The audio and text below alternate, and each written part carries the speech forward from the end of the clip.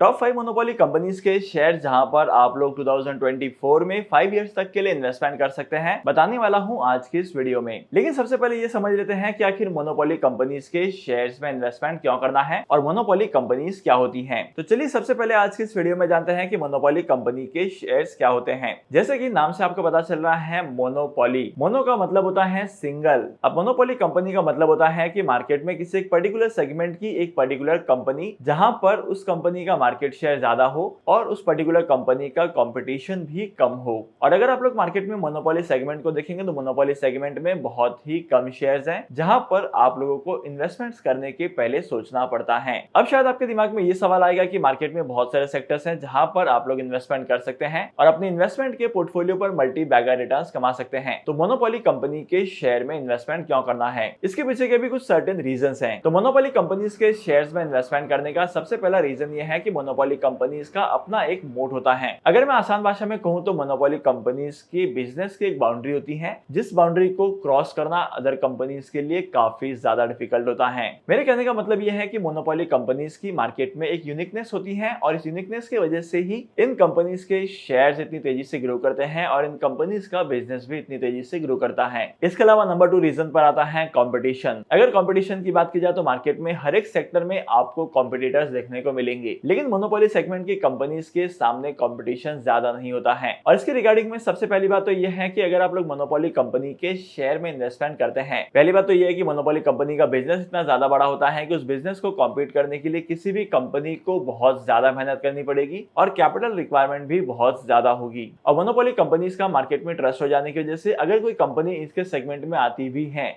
तो इन कंपनीज के साथ कॉम्पीट कर पाना बहुत ही ज्यादा मुश्किल होता है। इसके अलावा थर्ड रीजन आता है रिटर्न्स का। अगर आप लोग मोनोपोली कंपनीज के शेयर्स के रिटर्न के ग्राफ को देखेंगे तो यहाँ पर हर एक मोनोपोली कंपनी के शेयर ने अपने इन्वेस्टर्स को अट्रैक्टिव रिटर्न्स दिए हैं। तो अगर आप लोग लॉन्ग टर्म के लिए अपने इन्वेस्टमेंट के पोर्टफोलियो को डाइवर्सिफाई करते हैं तो मोनोपोली सेगमेंट की कंपनीज के शेयर्स में इन्वेस्टमेंट करना आपके लिए एक वर्थ ऑप्शन होगा। आई होप कि अभी तक की वीडियो में आपको ये तो पता चल गया है कि मोनोपोली कंपनीज क्या होती है और मोनोपोली कंपनीज के शेयर्स में इन्वेस्टमेंट करने के पीछे के रीजंस क्या हैं। तो चलिए अब हम आगे बढ़ते हैं वीडियो में और मैं आपको बताता हूं टॉप 5 कंपनीज के बारे में, जहां पर आप लोग 2024 में 5 to 10 इयर्स के लिए भी इन्वेस्टमेंट कर सकते हैं। Company number 1 IRCTC। IRCTC Indian railway की एक ऐसी मोनोपोली कंपनी है जो इंडियन रेलवेज के पूरे बिजनेस को ऑपरेट करती है और IRCTC के अंदर बहुत सारी कंपनीज आती है अलग अलग सेक्टर्स की। और अगर आप लोग IRCTC के मार्केट कैप को देखेंगे तो IRCTC का मार्केट कैप बहुत ज्यादा है। बीइंग अ गवर्नमेंट कंपनी, यहाँ पर इन्वेस्टमेंट करने पर आपको अट्रैक्टिव डिविडेंड्स भी कमाने को मिलेंगे। और अगर आप लोग पास्ट रिकॉर्ड को देखेंगे तो IRCTC के शेयर्स में आप लोगों को अट्रैक्टिव रिटर्न्स भी दिखाई देंगे। कंपनी के शेयर ने वेल परफॉर्म किया है और लॉन्ग टर्म में अगर आप लोग इस कंपनी के शेयर को होल्ड करते हैं तो लॉन्ग टर्म में भी इन कंपनीज के शेयर से आपको अट्रैक्टिव रिटर्न्स कमाने को मिलेंगे।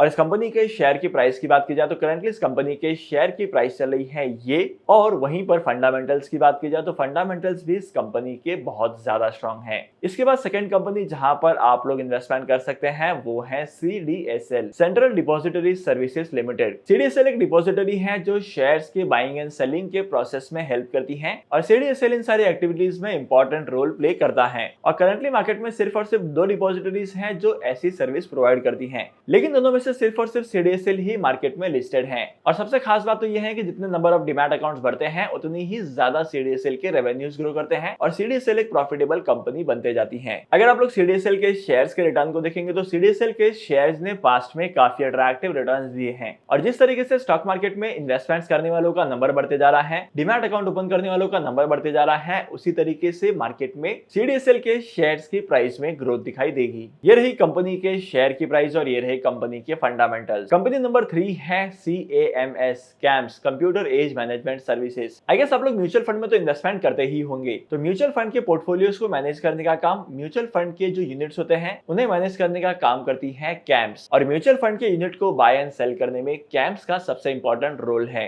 और अगर इंडिया के म्यूचुअल फंड्स को मैनेज करने की बात करें तो इंडिया में म्यूचुअल फंड को मैनेज करने का काम सिर्फ और सिर्फ कैम्स करता है और कैम्स के शेयर भी मार्केट में लिस्टेड हैं और इस कंपनी ने भी अपने इन्वेस्टर्स को अट्रैक्टिव प्रॉफिट्स दिए हैं। और जिस तरीके से मार्केट में डीमैट अकाउंट ओपन होते हैं उस तरीके से सीडीएसएल के शेयर की प्राइस ग्रो करती है। सिमिलरली जिस तरीके से म्यूचुअल फंड में इन्वेस्टमेंट्स का फ्लो बढ़ता है उतनी ही तेज ग्रोथ होगी इस कंपनी के शेयर में। ये रहे कंपनी के फंडामेंटल्स और ये रही कंपनी के करंट शेयर्स की प्राइस। फोर्थ कंपनी जहां पर आप लोग इन्वेस्टमेंट कर सकते हैं वो है आईटीसी। अगर इंडिया के सिगरेट बिजनेस की बात की जाए तो इंडिया के सिगरेट बिजनेस में आईटीसी जो है वो मोनोपोली रोल प्ले करता है। अब मोनोपोली रोल इसलिए प्ले करता है क्योंकि सिगरेट के मैन्युफैक्चरिंग में और सिगरेट के सेलिंग में आईआरसीटीसी का मार्केट शेयर सबसे ज्यादा है और इस कंपनी के मार्केट शेयर को कम करना बहुत ही ज्यादा मुश्किल है अदर कॉम्पिटिटर्स के लिए। और आईटीसी का बिजनेस और भी अलग अलग सेक्टर्स में डाइवर्सिफाइड है, जैसे कि होटल चेन है, एफएमसीजी है, कंज्यूमर ड्यूरेबल्स प्रोडक्ट है और भी बहुत सारी चीजें हैं जो आईटीसी करता है। और इसी की वजह से आईटीसी के प्रोडक्ट का पोर्टफोलियो जो है वो काफी ज्यादा वेल डाइवर्सिफाइड है। और अगर आप लोग पास्ट रिकॉर्ड को देखेंगे तो पास्ट में आईटीसी के शेयर ने अपने इन्वेस्टर्स को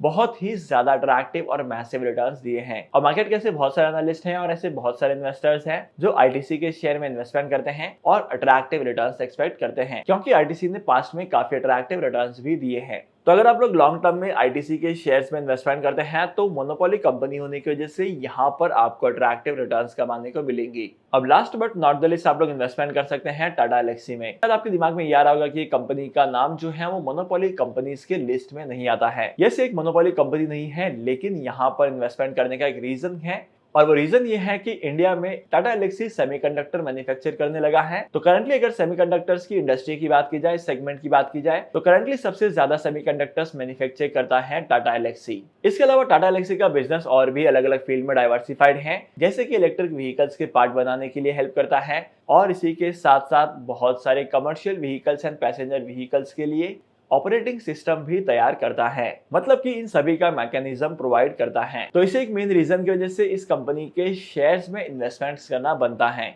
यह है इस कंपनी के फंडामेंटल्स और यह है कंपनी के करंट मार्केट प्राइस जब मैं इस वीडियो को रिकॉर्ड कर रहा हूं। तो by the way in companies के शेयर्स को लेकर आपका ओपिनियन क्या कहता है? आप लोगों ने मोनोपोली कंपनीज के शेयर्स में इन्वेस्टमेंट किया है कि नहीं किया है? और अगर आप लोग इन्वेस्टमेंट करना चाहते हैं तो डीमैट अकाउंट ओपन करने के लिए टॉप 3 ब्रोकर्स की लिंक आपको डिस्क्रिप्शन में मिल जाएगी। वहां पर जाकर आप लोग डीमैट अकाउंट ओपन कर सकते हैं और स्टॉक मार्केट में इन्वेस्टमेंट करना स्टार्ट कर सकते हैं। तो फिर मिलते हैं अगली वीडियो में नए टॉपिक के साथ, एक इंटरेस्टिंग टॉपिक के साथ। तब तक के लिए signing off, happy investing and good bye.